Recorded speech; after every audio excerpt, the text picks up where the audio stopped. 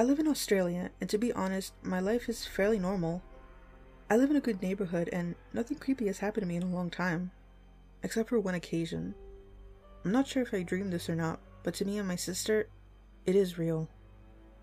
When me and my sister were about 5 or 6, we lived in a small town where everyone was fairly nice and friendly. The house in which we lived in was a house provided by my dad's work, and when he got fired, we had to move, but that's not relevant. The house was fairly big and was secluded during the night. It was on a hill next to an oval, my primary school, and next to us was a golf course. Me and my twin sister at the time shared a room. The room was large and had a big sliding door cupboard. Our beds were in the opposite side of the room, and so we could see the cupboard perfectly, if it was open or closed. One night, around midnight, me and my twin were asleep in our beds. For some reason, I woke up and happened to see in the dim light that one side of the cupboard door was open. Even as a little kid, I hated cupboard doors being open at night, so I got up out of my bed, which, now looking at my decision, was neither good nor bad. I walked towards my cupboard, and instead, out of curiosity, I opened the closet. There was a tall, slim man standing in my closet. I started to cry, and the man started to shush me, and at that moment he told me he was my dad, and stupid me believed him. He led me to my bed and laid me down. He started to say to me about going to sleep and staying in bed. I fell asleep soon after, and when I woke up, he was gone. The scarier thing was that my sister said to me that she saw the man talking to me and then leaving.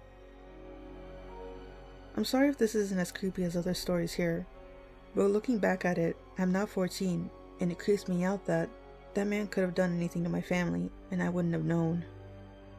I even let him tell me he was my dad, even though he was nothing like my dad. So to that creepy guy that was in my closet, let's not meet again.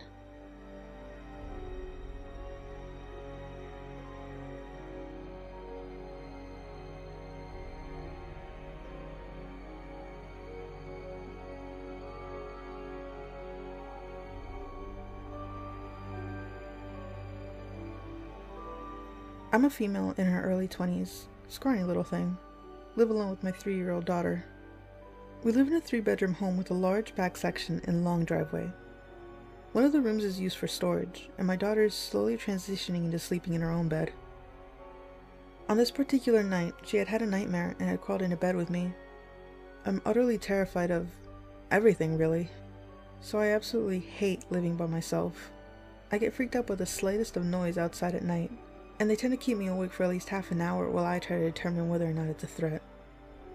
It never is, I'm just horribly paranoid. Because of this paranoia, I make sure that all the doors and windows are locked securely before I go to bed each night. This happened a couple days after Christmas. It was around 1 a.m., nothing unusual for me, I'm quite the night owl, and I began hearing noises outside.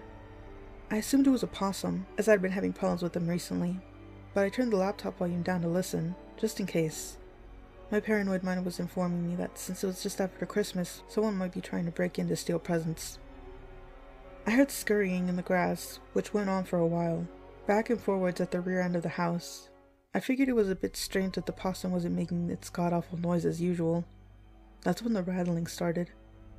The rattling started in the kitchen, moved around to my daughter's room, then mine, and then finally the lounge. Someone was trying the windows. I grabbed my phone and slid out of the bed, pressing my back against the bedroom door. I could hear someone talking outside, which made me figure there was more than one person. As I was dialing emergency services, I swear I heard footsteps inside the house. At this point, my heart was thumping so loud that my breath came out in the same pattern.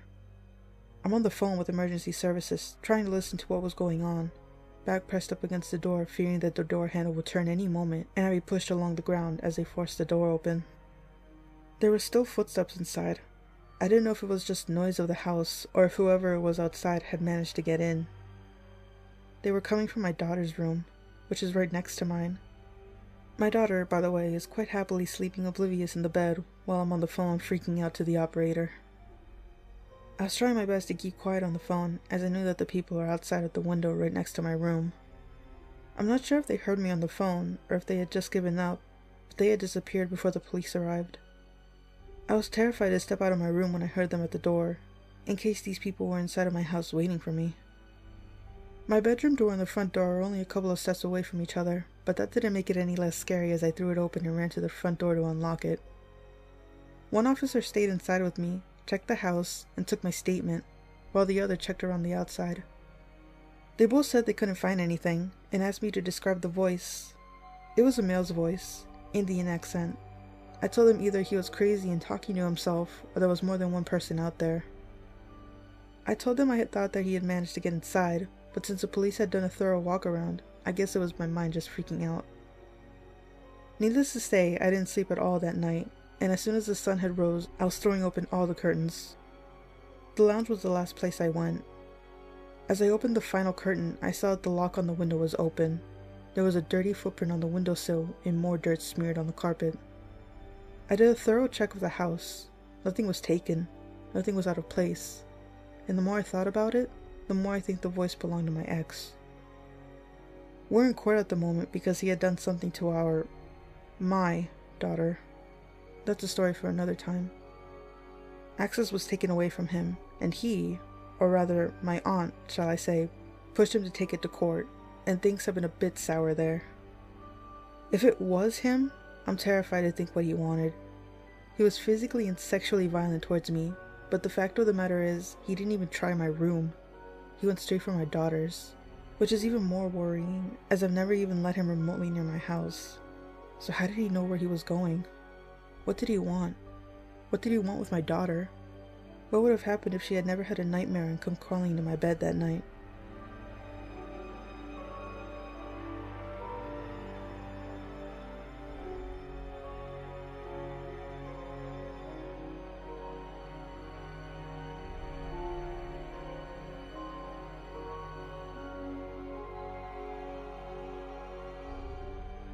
This happened in 1979 when I was a 17-year-old girl. I was in London for summer school and stayed with a family friend, Jane, in her apartment. One night, I went to a party and ended up staying really late. Being a poor student, I decided to bus home and got off at the closest bus stop to the apartment, which was still a good 20 to 30 minute walk. By then it was after midnight and the streets were completely empty. I walked down the street hearing nothing but the sound of my shoes clapping against the pavement. I noticed this guy come out of one of the houses up the street. He was walking towards me on the same side of the road. We passed by each other without incident. I continued walking down the dimly lit streets, turning my head to see behind me at one point, and saw the same guy, only now he was walking behind me, keeping his distance. Not wanting to assume he was following me or show any fear, I looked straight ahead and increased my walking speed a bit. After 10 long minutes of walking down several deserted blocks, I finally turned the dark corner into my street.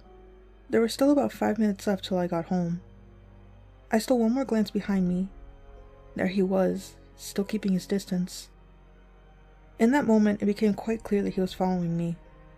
A sense of dread spread through me on the dark, lonely street as I tried to remain calm and just get home as soon as possible.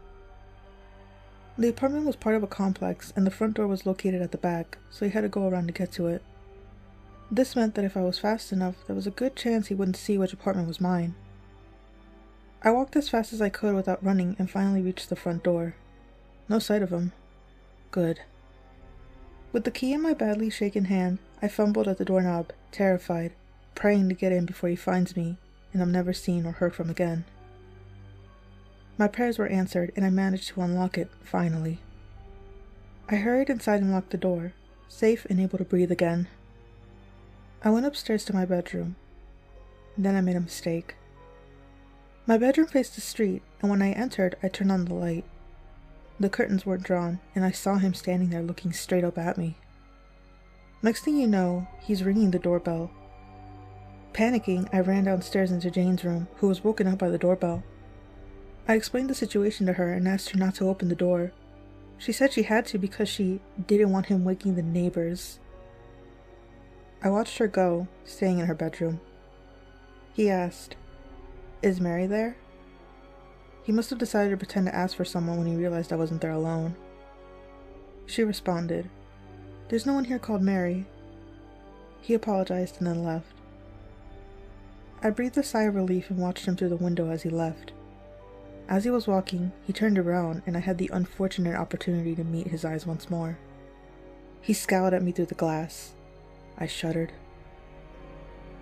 The next day, Jane told me all about the dodgy things and crimes that happened in that area. Turns out it wasn't a particularly safe area. After that, I only went out during the day.